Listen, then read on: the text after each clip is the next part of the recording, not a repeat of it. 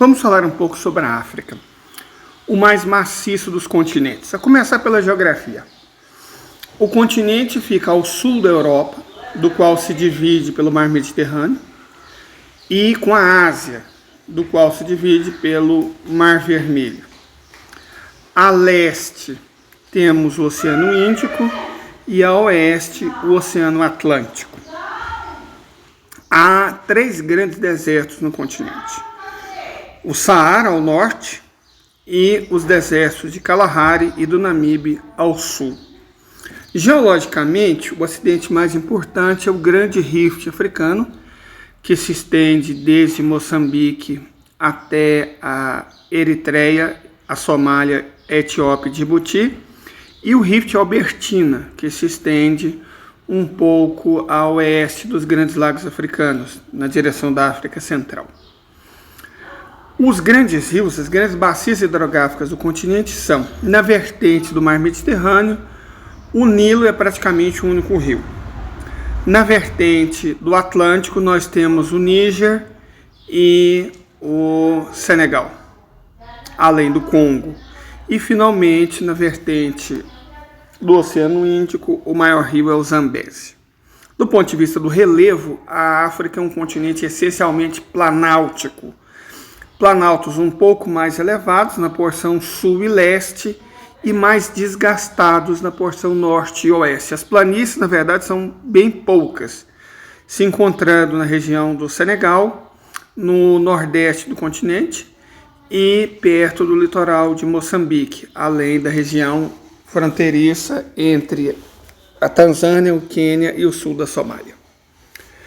Há vulcões no continente, principalmente em torno dos rifts Albertina e Valley, e além de alguns vulcões, digamos assim, isolados nos Camarões e em algumas das ilhas da Macaronésia. Por falar em Macaronésia, como eu disse, o continente africano é o mais maciço de todos. Existe a grande ilha de Madagascar e 2 conjuntos insulares.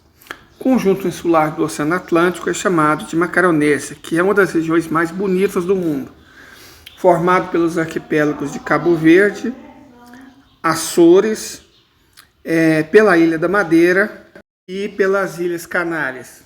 Cabo Verde é um país independente, Açores e Madeira pertencem politicamente a Portugal e as Canárias fazem parte da Espanha.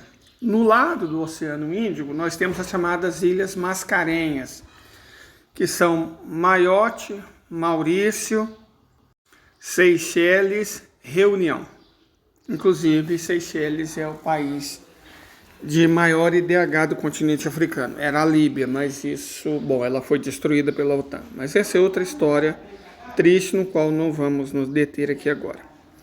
O continente africano, ele tem cerca de 1.450 bilhões de habitantes, mais ou menos a mesma população da China e da Índia. E a tendência é que a população cresça ainda mais. É o continente que apresenta as mais elevadas taxas de crescimento demográfico. Em relação ao clima e a vegetação, que as duas coisas se relacionam, a gente tem que lembrar que a África não é só um continente quente.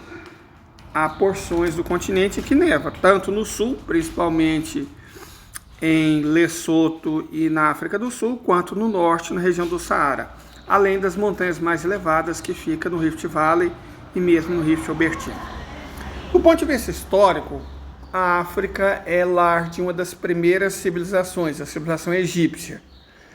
Aí a gente tem que fazer um outro adendo. O norte da África é ocupada há pelo menos 12 mil anos por povos de origem asiática. É a chamada África Branca.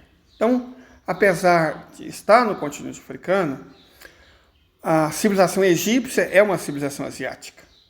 Certo? A civilização líbia, númida, moura, outros povos berberes também têm origem asiática. Por isso que a pele deles é branca, mas isso a gente vai falar em outra ocasião.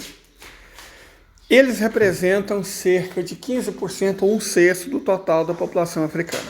Ao sul do Saara fica a chamada África Subsaariana, habitada por povos de pele negra, que constituíram ao longo dos milênios uma série de grandes civilizações, concentradas em 3 pontos específicos: próximo ao chifre da África, Estamos falando aí das civilizações negras, né, africanas.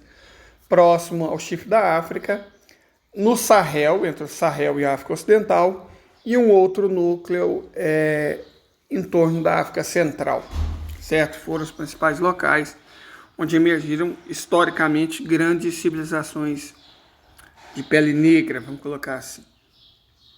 Muito bem. A África é um continente de grande diversidade étnica, muito maior do que a Europa, por exemplo. Certo? E ao longo do tempo, houve uma série de grandes estados africanos. Esse mapa que vocês estão vendo mostra o continente em 1880, pouco antes do malfadado Tratado de Berlim, que é o grande responsável pelas mazelas e desgraças que aconteceram na África. A África é um dos continentes mais ricos do mundo, mas por que tem os povos mais empobrecidos desse planeta? O capitalismo, o colonialismo, o Ocidente, a Europa, certo? O Tratado de Berlim rasgou o continente, criando fronteiras artificiais, separando povos amigos, reunindo povos historicamente inimigos, fazendo as fronteiras à medida das necessidades dos colonizadores europeus. Eu nem preciso dizer o papel que antes disso também teve o colonialismo e a escravização. Esse mapa é interessante porque mostra a divisão étnica do continente africano, a divisão principal. Vocês vão ver que muito raramente ela corresponde à divisão política, certo? Uma coisa é a divisão política, outra é a divisão étnica. Por que eu estou falando isso? A África está passando e vai passar por ainda mais mudanças. E nesse sentido, o modelo de Estado nacional burocratizado, baseado numa suposta democracia, honestamente, eu não acredito que seja o mais indicado para o continente africano. Porque não é um continente onde as coisas estão sendo construídas do nada, a partir de uma perspectiva colonizadora, como é o caso de Abya-Yala, né, a América Latina, onde os colonizadores vieram da Europa, massacraram as populações nativas e impuseram o seu modo de vida, inclusive a sua política. A África teve fronteiras artificiais traçadas pelas potências colonizadoras europeias, vocês podem ver claramente nesse mapa, né? Principalmente os franceses a oeste e os britânicos a leste, com exceção Nigéria e Gana. Houve outras potências, né? A colonização bélgica, que também a gente teve que fazer um outro vídeo, porque o que os belgas fizeram na África foi muito pior do que os nazis fizeram com o povo judeu na Europa. E também teve colonização portuguesa, europeia, toda essa coisa. Mas a questão que eu quero chamar a atenção é que o modelo de Estado nacional, reitero, ele não é o mais adequado para o continente africano. E, nesse sentido, acredito que as mudanças que estão ocorrendo estão terminando de expulsar os franceses da África, em breve vão expulsar também o que restou dos britânicos, dos europeus como um todo. Eu acredito, tenho fé na capacidade da África de se reconstruir, e uma das coisas que terão de ser resolvidas é exatamente as fronteiras. Certo? Essas fronteiras vão ter que mudar. A própria organização dos estados nacionais vai ter que mudar, vai ter que sofrer transformação. Porque esse modelo político não é o mais adequado para o continente africano. Certo? Não é. Esse mapa é interessante porque mostra como deveriam ser as fronteiras da África se houvesse alguma similitude entre etnia e política, coisa que não há. Certo? Mas eu nem acredito que esse seja realmente o caso. Porque, por exemplo, os Fulani, o povo Fula. O povo Fula habita uma área grande que vai desde o Senegal e a Mauritânia até próximo ao Sudão do Sul, mas esparçados, porque eles eram originalmente nômades. Os Wolof também se encaixam nessa categoria, não só os Fula e os Wolof, os Hausa. Então, o modelo de Estado Nacional pode, e eu acredito realmente que não seja o mais adequado para o continente africano. Vai ter que haver um novo sistema de governança, um novo sistema político e também, evidentemente, o capitalismo.